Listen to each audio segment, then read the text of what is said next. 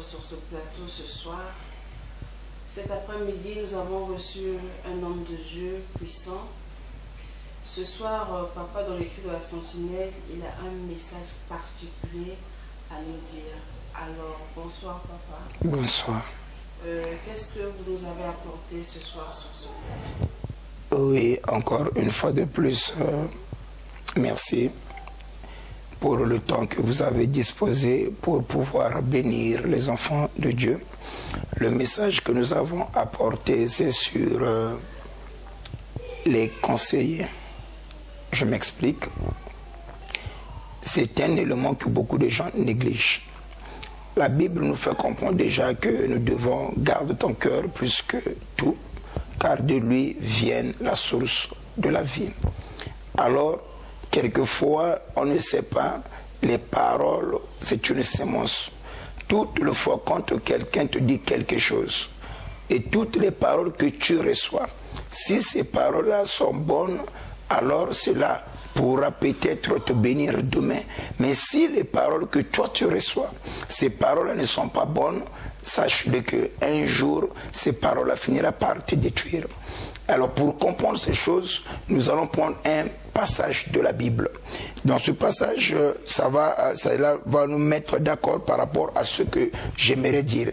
Beaucoup de gens ont perdu leur destinée, beaucoup de gens ont perdu la gloire, beaucoup de gens ont perdu la couronne que eux ils avaient, des opportunités que eux ils avaient à cause des mauvais conseillers.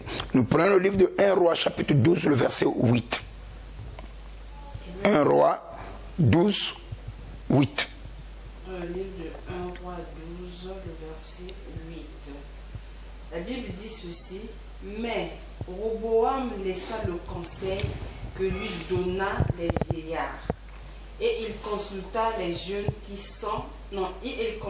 jeunes qui avaient grandi avec lui et qui lui entouraient. Ok. Ici, la Bible nous parle de Roboam. Qui est Roboam? C'est le fils de Salomon.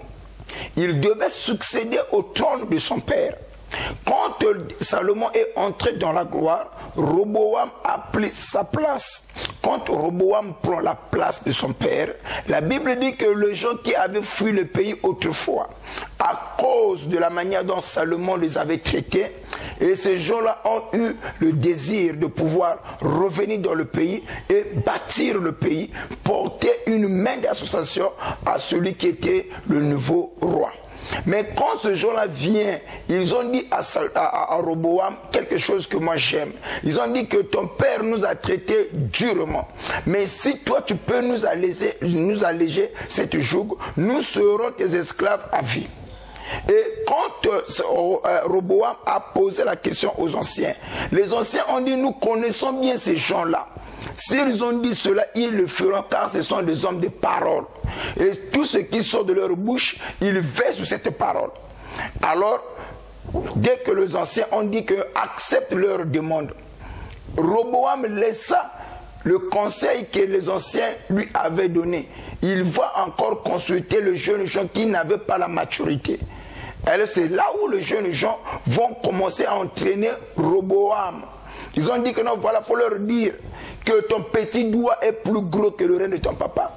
Si ton papa les a fouettés avec les fouets, toi tu vas les fouetter avec le fer. C'est comme ça que le pays a été déchiré à cause de son imprudence. Alors, j'aimerais dire, beaucoup de gens aujourd'hui ont perdu le mariage. Beaucoup de gens ont perdu des opportunités à cause de mauvais conseillers.